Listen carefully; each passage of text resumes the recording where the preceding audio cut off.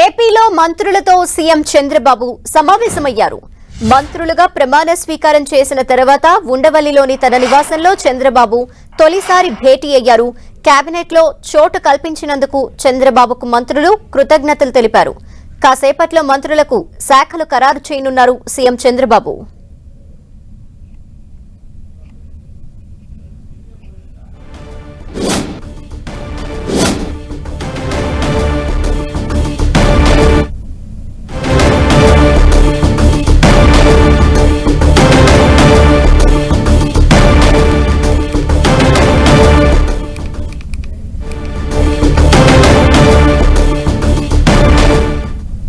ఏపీలో మంత్రులతో సీఎం చంద్రబాబు సమావేశమయ్యారు. మంత్రులుగా ప్రమాణ స్వీకారం చేసిన తర్వాత ఉండవల్లిలోని తన నివాసంలో చంద్రబాబు తొలిసారి వారందరితో భేటీ అయ్యారు. కేబినెట్ లో చోటు కల్పించినందుకు చంద్రబాబుకు మంత్రులు కృతజ్ఞతలు తెలియజేసినట్టు తెలుస్తోంది.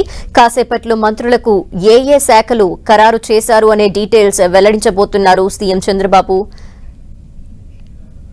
మరిన్ని డీటెయిల్స్ మా ప్రతినిధి రవిచంద్ అందిస్తారు. రవిచంద్, ఎప్పటిలోగా వచ్చే ఈ క్లారిటీ ఎప్పటిలోగా వచ్చే అవకాశం కనిపిస్తోంది? మంత్రులకు ఎవరెవరికి ఏ శాఖలు కేటాయించారు అనే డీటెయిల్స్ కి సంబంధించి ఏమైనా తెలుస్తోందా?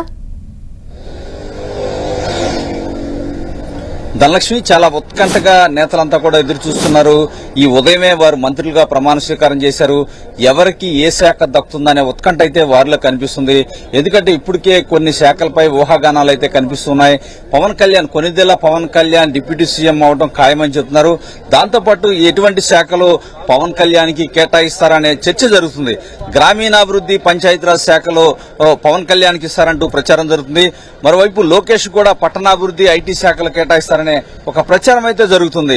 అదేవిధంగా చూసుకుంటే కనుక సీనియర్ నేత అచ్చెన్నాయుడు కూడా కీలక శాఖ దక్కే అవకాశం ఉంది. హోంమంత్రి మాత్రం ఏదైతే బలహీన వర్గాలకు చెందిన వారికి హోంమంత్రి మహిళలకు ఇచ్చిన ఆశ్చర్యపోవసరం లేదని చెప్పి టీడీపీ వర్గాలు అయితే చెప్తూ ఉన్నాయి. ఈసారి అన్ని కూడా అనూహ్యమైన మార్పులు అయితే చోటు చేసుకుంటాయని చెబుతున్నారు. టీడీపీ అధినేత ముఖ్యమంత్రి చంద్రబాబుతో మంత్రివర్గంలో స్థానం దక్కిన వారంతా కూడా అక్కడ మాట్లాడుతూ ఉన్నారు. రేపు కూడా చంద్రబాబు రేపు సాయంత్రం కూడా ఆయన ఏదైతే సెక్రటరియట్కి వెళ్లాలని కూడా భావిస్తున్నారు. రేపు సాయంత్రం 4:41 ఛాంబర్ లో బాధ్యతలు కూడా స్వీకరించబోతున్నారు. మొదటి బ్లాక్ లో ఛాంబర్ లో బాధ్యతలు స్వీకరించబోతున్నారు. ఎన్నికల్లో ఇచ్చిన హామీలపై, కీలక హామీల అమలుపై సంతకాలు కూడా చంద్రబాబు రేపు చేయబోతున్నారు. ఏదైతే డిఎస్సీ పై తొలి సంతకం చేస్తానని చంద్రబాబు చెప్పారు. సీఎం గా మొదటి సంతకం అయితే డిఎస్సీ పై ఆయన చేయబోతున్నారు. అదేవిధంగా ల్యాండ్ టైటిలింగ్ యాక్ట్ రద్దుపై రెండో సంతకం పెట్టబోతున్నారు. సామాజిక పెన్షన్ లో 4,000 చేస్తానని ఆయన ఎన్నికల హామీ ఇచ్చారు.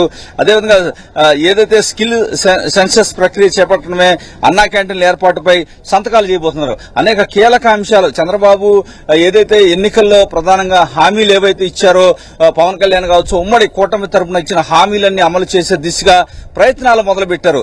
ఏదైతే ముఖ్యమంత్రిగా ప్రమాణ స్వీకారం చేసిన 24 గంటల గడవక ముందే ఆయన ఇచ్చిన హామీలపై దృష్టి పెట్టారు.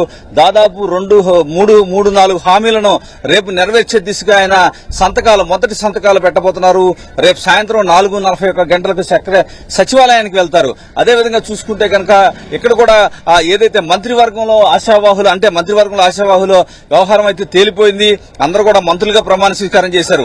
ఎవరికి ఏ శాఖ అనేది ఒక కీలకంగా అందరూ కూడా ఎదురు చూస్తున్నారు. ఎవరికి ఎటువంటి శాఖలు ఇస్తారు? ఎందుకంటే ఈసారి మంత్రివర్గంలో కూడా చాలా కొత్తగా ఎన్నికైన వారందరికీ కూడా అనూహ్యంగా ఎవరు ఎక్స్పెక్ట్ చేయని విధంగా మంత్రివర్గంలో స్థానం కల్పించారు. అదేవిధంగా శాఖల్లో కూడా అటువంటి టిస్టులు ఉంటాయా అని అందరూ కూడా ఎదురు చూస్తున్నారు. ఏదైతే చంద్రబాబు కావచ్చు, లోకేష్ తదితర సీనియర్ నేతలంతా, అచ్చెన్నాయుడు తదితరులంతా కూడా ఇక్కడ మంత్రులతో మాట్లాడుకున్నారు. అయితే మనకున్న సమాచారం ప్రకారం ఏదైతే మంత్రివర్గం ఈ శాఖలకు సంబంధించి మరి కాసేపట్లో అధికారిక ప్రకటన రాబోతుంది. ఇప్పుడైతే మంత్రులకైతే చంద్రబాబు కొన్ని జాగ్రత్తలు చెప్తున్నారు. ఎందుకంటే దీంట్లో చాలా మంది కొత్త వారు ఉన్నారు. వారందరూ కూడా ఏదైతే శాఖల పట్ల అవగాహన పెంచుకోవాలి. గత 5 సంవత్సరాలుగా శాఖలన్నీ కూడా నిర్వీర్యం అయిపోయాయి. గత ప్రభుత్వం ఏదైతే శాఖ బాధ్యతలను పూర్తిగా పక్కన పెట్టి ఆనాటి ప్రతిపక్షం మీద మనపై కక్ష సాధింపు చర్యలోనే ముందుకు పోయిందని చెప్తున్నారు. ఈ నేపథ్యంలో అటువంటి వ్యవహారాలు చేయకుండా ఆ శాఖని గాలిలో పెట్టాల్సిన అవసరం ఉంది. ఎందుకంటే కొన్ని శాఖలు బలంగా పనిచేయాల్సిన అవసరం ఉంది. రెవెన్యూ శాఖ పూర్తిగా అస్తవ్యస్తం అయిపోయింది. గత 5 సంవత్సరాల్లో ఆ రెవెన్యూ శాఖ ఉందా లేదా అనే విధంగా తయారైందని చెప్పి చంద్రబాబు భావిస్తున్నారు. ఈ నేపథ్యంలో రెవెన్యూ శాఖ కావచ్చు, విద్యాశాఖ కావచ్చు, పలు శాఖలను ప్రజలకి నిత్యం అవసరమై ఉండే శాఖలు, అదేవిధంగా ప్రభుత్వానికి ఆదాయాన్ని సమకూరుకొచ్చే శాఖల గురించి ప్రధానంగా చర్చిస్తున్నారు. కీలక నేతలకు కీలక బాధ్యతలు అప్పగించాలని చెబుతున్నారు. ఎప్పటికప్పుడు ఏదైతే మంత్రివర్గం సభ్యుల పనితీరుపై నేను రివ్యూ చేస్తానని కూడా చంద్రబాబు చెబుతున్నట్టు మనకి తెలుస్తుంది. అదేవిధంగా వ్యక్తిగత సిబ్బందిపై కూడా కొంత కన్నేసి ఉంచాలి. సచివులైన ఎవరైతే వారిని ఉద్యోగులనే మనం పెట్టుకోవాలని కూడా చంద్రబాబు చెప్తున్నారు. చిన్న పొరపాట్లు కూడా చేయకూడదని చెప్తున్నారు. ఎందుకంటే ఈ రాష్ట్రంలో ఉమ్మడి రాష్ట్రంలో కావచ్చు, ప్రత్యేక రాష్ట్రం ఏర్పడిన తర్వాత కావచ్చు, ఈ రకమైన తీర్పు వన్ సైడ్ విక్టరీ అనేది ఎవరికి సాధ్యం కాలేదు. మన మీద ఎంతో నమ్మకం పెట్టుకున్నారు ప్రజలు. వారి నమ్మకాన్ని నిలబెట్టుకోవాల్సిన బాధ్యత మనపై ఉందని మంత్రులతో చెప్తున్నారు. ఏదైతే ఉన్నంతలో మీ టీం ఎన్నుకున్నాను, ఈ టీం పెర్ఫార్మెన్స్ చూపించి అందరికీ మంచి పేరు వచ్చే విధంగా మీరు వ్యవహరించాలని కూడా చెప్తున్నారు. జనసేన సంబంధించి పవన్ కళ్యాణ్ రాలేదు కానీ నాదెండ్ల మనోహర్, అదేవిధంగా కందుల దుర్గేష్ కూడా ఈ సమావేశానికి వచ్చారు. మంత్రులంతా కూడా దాదాపు చంద్రబాబుతో మాట్లాడుతూ ఉన్నారు. మరి కాసేపట్లో టీడీపీ అధినేత చంద్రబాబు తిరుపతి బయలుదేరి వెళ్తారు. కుటుంబంతో కలిసి ఆయన తిరుపతిలో ఈ రాత్రి బస చేస్తారు. రేపు ఉదయాన్నే దర్శనం చేసుకుంటారు.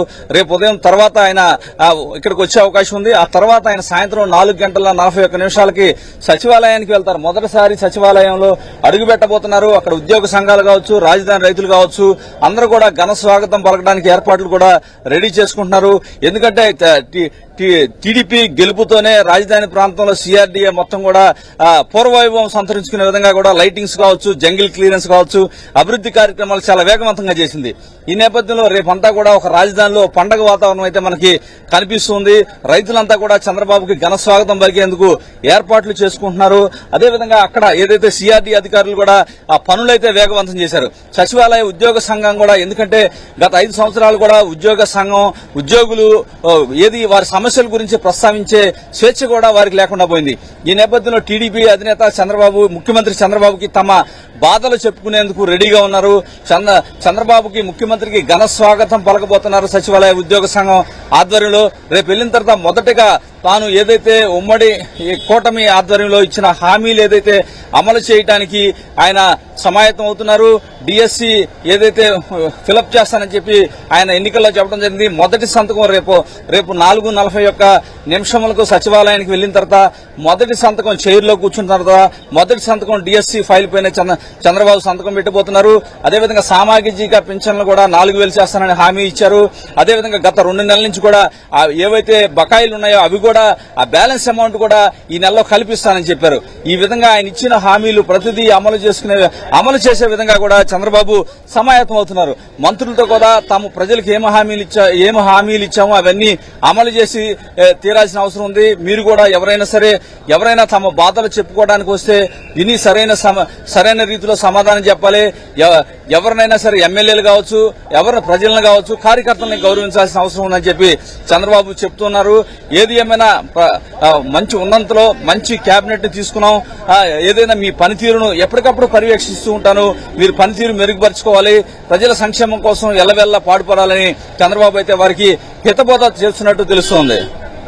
ఓకే, అయితే రవిచంద్, కీలకమైన స్పీకర్ ఎన్నిక ప్రక్రియ ఎప్పుడు జరిగే అవకాశాలు కనిపిస్తున్నాయి? ఎవరిని ఎన్నుకునే అవకాశాలు కనిపిస్తున్నాయి?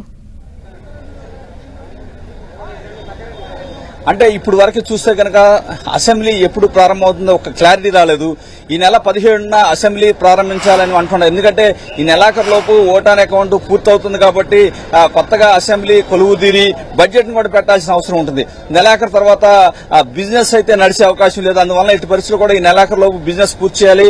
అందువల్ల 17వ తారీఖు నుంచి పెట్టాలని భావిస్తున్నప్పటికీ 17వ తారీఖు ఏదైతే ఒక పండగ వచ్చింది, ఆ పండగ వలన కొంత 1-2 రోజులు గ్యాప్ తర్వాత పెట్టాలని కూడా వీరు భావిస్తూ ఉన్నారు. ఏదైనా అసెంబ్లీ సమావేశాలు పెట్టడం అయితే ఖచ్చితంగా జరుగుతుంది. అయితే స్పీకర్ విషయంలో చూసుకుంటే కనుక ఇప్పుడు వరకు కూడా కేబినెట్ లో బెర్తులన్నీ కూడా ఒక్క బెర్త్ మాత్రమే ఖాళీ ఉంది. అన్ని కూడా ఫిలప్ అయిపోయినాయి కాబట్టి సీనియర్ నేతలు చాలా మంది వాటిలో స్థానం దక్కని వాళ్ళు ఉన్నారు. మనం చూసుకుంటే కనుక ఇక్కడ ఏదైతే కన్నా లక్ష్మీనారాయణ ఉన్నారు, దూలిపాల నరేంద్ర ఉన్నారు, గోరంట్ల బుచ్చి చౌదరి ఉన్నారు, అదేవిధంగా అయ్యన్న పాత్రుడు ఉన్నారు, కళా వెంకటరావు ఉన్నారు. ఇటువంటి సీనియర్ నేతలంతా కూడా రాష్ట్రంలో సుదీర్ఘ అనుభవం ఉన్న నేతలు ఉన్నారు. సుదీర్ఘ కాలం శాసనసభలో వారు పర్యవేక్షించారు, శాసనసభను అబ్జర్వ్ చేశారు. వారికి నిబంధనలు కావచ్చు కొట్టిన పిండిలా వీరు భావిస్తూ ఉంటారు. ఇటువంటి వారిలో ఎవరికైనా అవకాశం వస్తుందని అనుకుంటున్నారు. ఎందుకంటే చాలా మంది సీనియర్ నేతలు గోరంట్ల బుచ్చి సోదరి పేరు ప్రధానంగా అనిపిస్తుంది, కళా వెంకటరావు కావచ్చు, కన్నా లక్ష్మీనారాయణ కావచ్చు. వీళ్ళలో ఎవరికి ఇస్తారా ఏంటా స్పీకర్ పదవి అనేది ఒక చర్చ జరుగుతుంది. అయితే స్పీకర్ పదవి తీసుకోవడానికి అయ్యన్న పాత్ర లాంటి వారు ఆసక్తి చూపుతారా లేదా అనేది కూడా చూడాల్సి ఉంది. ఏది ఏమైనా స్పీకర్ పోస్ట్ కూడా కాంపిటీషన్ అయితే హెవీగా ఉందని చెప్పుకోవచ్చు. స్పీకర్ ఎంపిక కూడా వీలైనంత తొందరలోనే చేసే అవకాశం ఉంది. ఇప్పటికే చంద్రబాబు ఆ విధంగా స్పీకర్ విషయంలో కూడా ఎవరో ఒకరిని మనసులో పెట్టుకుని ఉంటారు. వీలైనంత తొందరలోనే బయటికి చెప్తారని కూడా టీడీపీ వర్గాలు అయితే చెప్తూ ఉన్నాయి.